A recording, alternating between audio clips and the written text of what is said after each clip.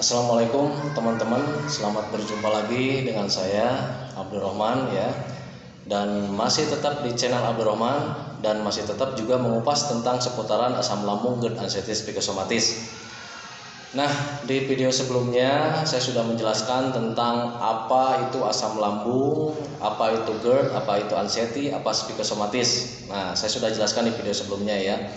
Kemudian saya juga sudah menjelaskan tentang bagaimana cara menangani asam lambung, GERD, anxietis, psikosomatis ketika sensasinya datang gitu ya.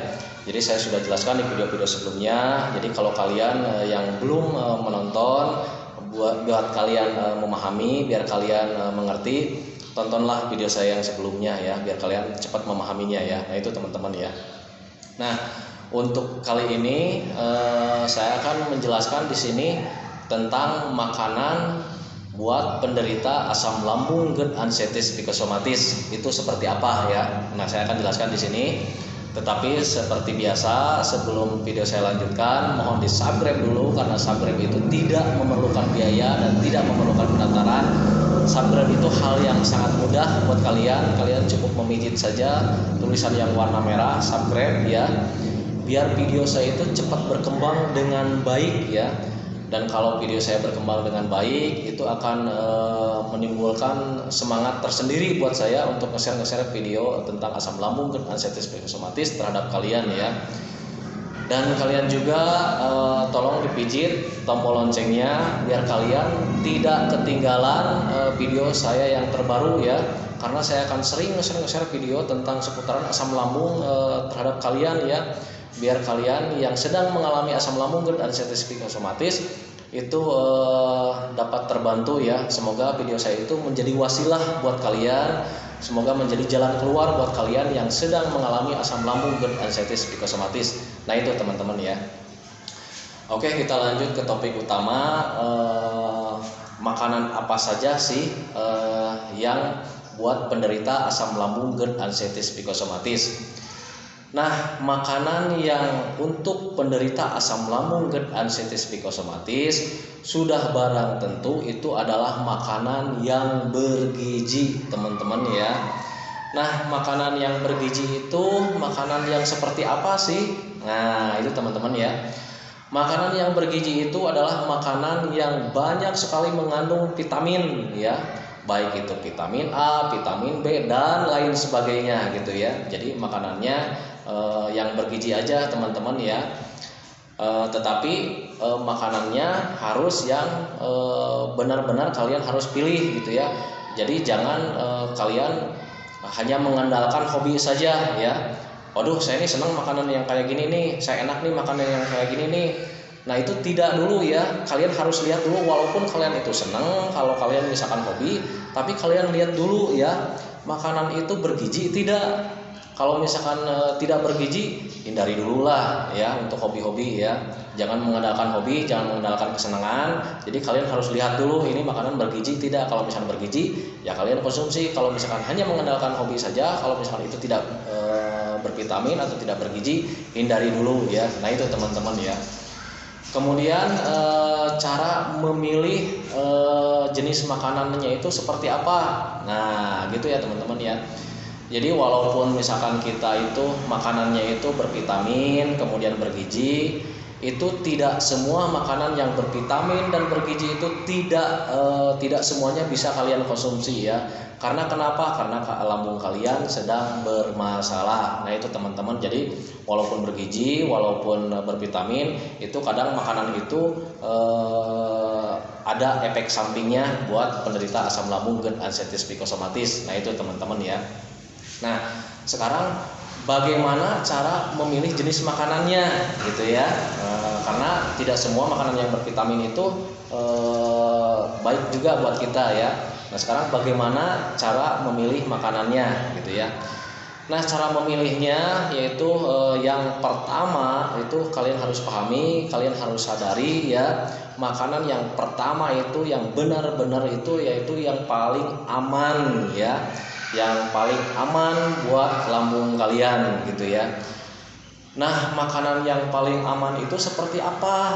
Nah makanan yang paling aman itu yang pertama itu yang mudah dicerna oleh lambung kita gitu ya teman-teman ya. Jadi walaupun misalkan gitu ya makanan ini bergizi, bervitamin, tetapi susah dicerna oleh lambung kita gitu ya, hentikan gitu ya. Jadi pahami juga, sadari juga lambung kalian itu sedang bermasalah. Jadi bantulah ya pekerjaan lambung kita itu dengan memudahkan pencernaannya gitu ya. Jadi makanannya itu yang pertama itu mudah dicerna. Jadi jangan yang alot-alot lah gitu ya, yang susah dicerna jangan gitu ya. Jadi yang mudah dicerna aja, bantu aja lambung kalian dengan memasukkan makanan yang mudah dicerna itu teman-teman ya, yang pertama. Yang kedua kemudian itu tidak mempunyai efek samping gitu ya teman-teman. Jadi makanan yang bergizi juga itu tidak semua kalian makan, tidak bisa kalian makan karena sebagian makanan yang bergizi juga itu ada atau memang mempunyai efek samping gitu ya untuk lambung kalian ya. Seperti apa efek sampingnya? Ya mungkin yang bisa menyebabkan kikisan ya, kikisan dinding atau kulit dinding di dalam tenggorokan, kemudian esofagus, kemudian lambung kalian sendiri gitu ya. Jadi yang kalian harus jaga itu sistem pencernaannya gitu ya. Jadi yang paling utama itu adalah dindingnya nih ya.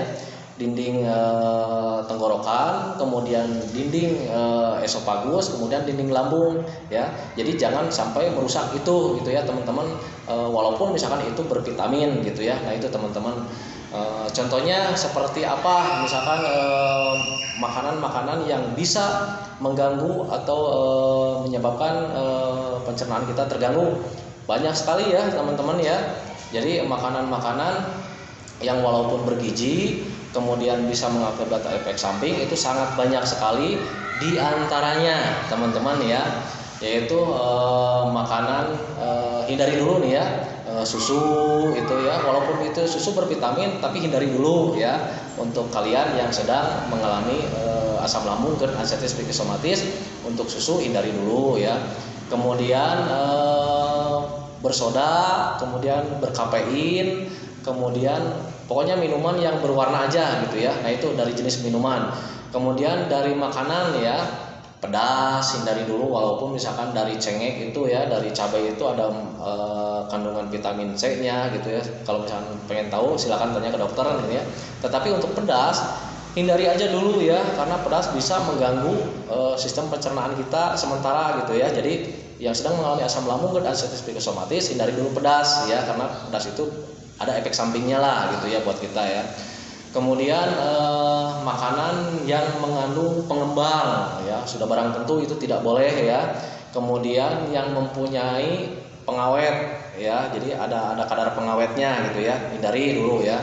Kemudian makanan yang bersantan, nah itu ya teman-teman. Jadi walaupun di makanan itu ada vitaminnya, banyak vitaminnya, tapi ada bersantan gitu ya, hindari dulu gitu ya teman-teman ya. Nah itu teman-teman ya. Jadi kalian harus pahami dulu. Jadi kalau misalkan mau kalian makan itu yang pertama itu lihat dulu nih ya, aman tidak gitu ya. Yang aman itu yang mudah dicerna, kemudian tidak mempunyai efek samping. Nah seperti itu teman-teman ya. Nah kalau misalkan ditanya, Pak makanannya jenisnya apa aja gitu kan ya. Jenis makanan itu tidak bisa ditentukan untuk semua orang gitu ya teman-teman, catat nih ya. Makanan tidak bisa ditentukan untuk semua orang yang penderita asam lambung dan anestesi psikosomatis ya. Karena kenapa? Karena ya sensitif lambung kita itu berbeda ya teman-teman. Jadi di si A misalkan makanan ini aman nih, belum tentu di si B. Di si B aman, belum tentu di si A ya. Karena kenapa? Karena tingkat sensitif lambung kalian itu berbeda-beda setiap orang gitu ya. Nah, gitu teman-teman ya. Nah, cara mengetahuinya seperti apa sih? Nah, gitu ya teman-teman. Pak, cara mengetahuinya yang aman buat saya, cara mengetahuinya gimana? Kalau misalkan lihat di orang lain kan di situ aman, tetapi kan belum tentu di saya aman. Nah, gitu ya. Cara mengetahuinya seperti apa? Gampang teman-teman ya. Cara mengetahuinya sangat gampang sekali ya. dan itu membutuhkan keberanian dari kalian ya. Dan kalian juga harus pahami kalau misalnya mencoba makanan sesuatu ya tidak akan menyebabkan bahaya teman-teman. Jadi langkah selanjutnya untuk mengetahui apakah itu aman tidaknya terhadap kalian gitu ya. Jadi kalian gampang sekali, cukup mencoba saja teman-teman ya. Nah itu teman-teman ya. Jadi kalau misalkan kalian mau makan nih, waduh ini aman tidak ya buat saya, coba aja sedikit ya. Jangan terlalu banyak, coba aja sedikit gitu ya. Tunggu 10 menit sampai 20 menit.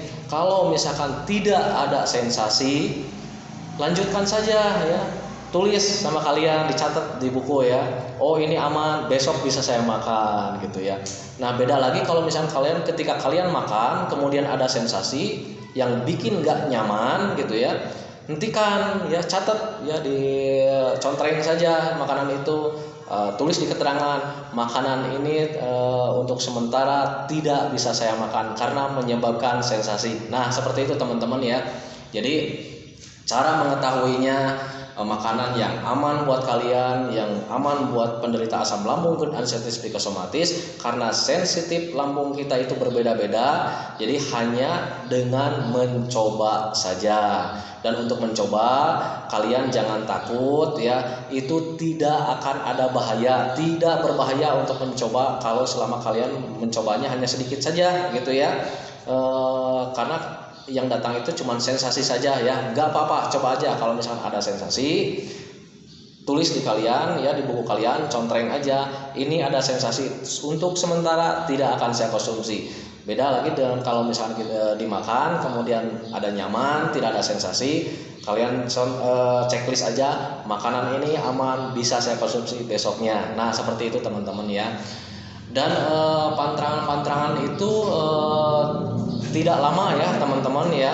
Kalau misalkan kalian sudah sehat, kalau kalian sudah normal lagi, kalau misalkan kalian sudah fit lagi, itu kalian bebas lagi makanannya ya. Jadi jangan khawatir, ini hanya sementara saja. Jadi saya anjurkan makanan yang paling aman itu hindari dulu ya, yang bisa menyebabkan sensasi datang ya. Tetapi kalau misalkan kalian sudah sembuh, kalian bebas lagi makannya ya. Yang penting makanannya yang pertama itu adalah sehat ya, makanan yang sehat penuh gizi ya gitu. Tetapi kalau kalian sekarang sedang mengalami asam lambung dan sensitif psikosomatis, dipilah-pilah dulu ya. Yang pertama itu adalah makanan yang paling aman ya, kemudian mudah dicerna, kemudian tidak menyebabkan efek samping. Dan untuk mengetahuinya coba saja ya. Jadi kalian itu harus benar-benar mencoba, jangan mengandalkan informasi dari orang lain gitu ya. Karena perlu kalian ketahui, perlu kalian pahami bahwa sensitif lambung kalian itu berbeda dengan orang lain. Jadi setiap orang itu berbeda.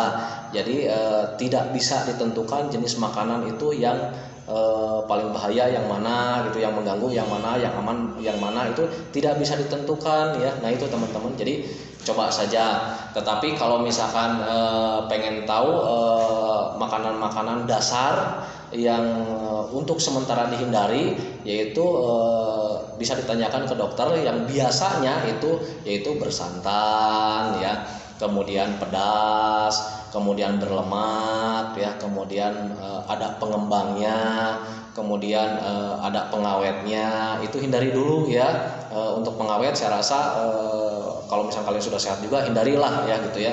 Kemudian dari minuman yang bersoda, kemudian kafein ya, kemudian susu, teh hindari dulu ya. Kemudian minuman-minuman yang berwarna itu hindari aja dulu. Tetapi jangan khawatir ya, kalau kalian sudah sehat, kalian boleh lagi konsumsi seperti itu ya. Nah itu teman-teman ya.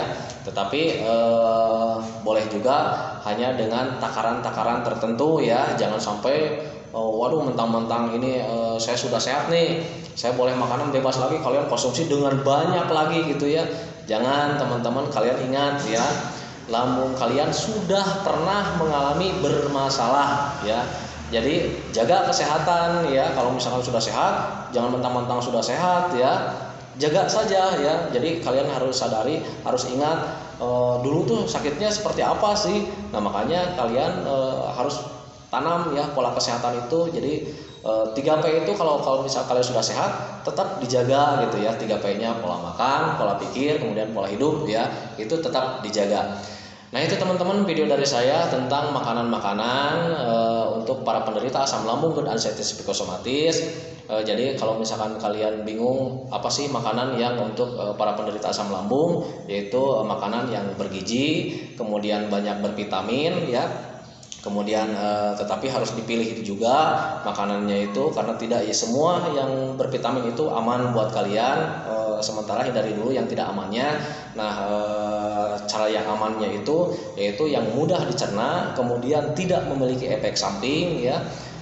Kemudian cara mengetahuinya seperti apa, karena setiap orang itu berbeda sensitif lambungnya, yaitu dengan mencoba ya. Jangan takut untuk mencoba, karena untuk mencoba itu tidak berbahaya ya. Coba aja sedikit, kalau misalnya ada sensasi tinggalkan, kalau tidak ada sensasi lanjutkan. Nah seperti itu teman-teman, gampang kan ya. Nah itu teman-teman, karena sebetulnya untuk pengobatan asam lambung dan anestesi psikosomatis itu sangat mudah, tidak memerlukan biaya, hanya butuh metode yang saya rasakan gitu ya. Jadi untuk obat-obatan saya tidak konsumsi, jadi saya hanya memakai metode saja. Metode untuk penyembuhan asam lambung dan anestesi psikosomatis itu dengan 3P: pola makan, pola hidup, kemudian pola pikir.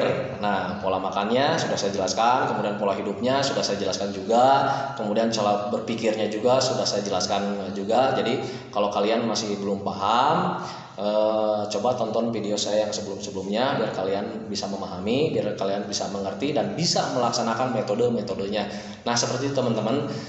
Nah itulah teman-teman video dari saya tentang makanan. Untuk video selanjutnya nanti akan saya share lagi tentang hal-hal yang lain lagi tentang seputaran asam lambung dan anestesi psikosomatis. Semoga video saya bermanfaat buat kalian. Semoga video saya menjadi wasilah atau jalan keluar dari keluh kesah kalian ya. Kalian menjadi lebih baik, lebih sehat dan bisa sembuh dengan total. Amin ya rabbal alamin. Saya akan share lagi video nanti selanjutnya tentang hal-hal yang lain lagi. Assalamualaikum warahmatullahi wabarakatuh.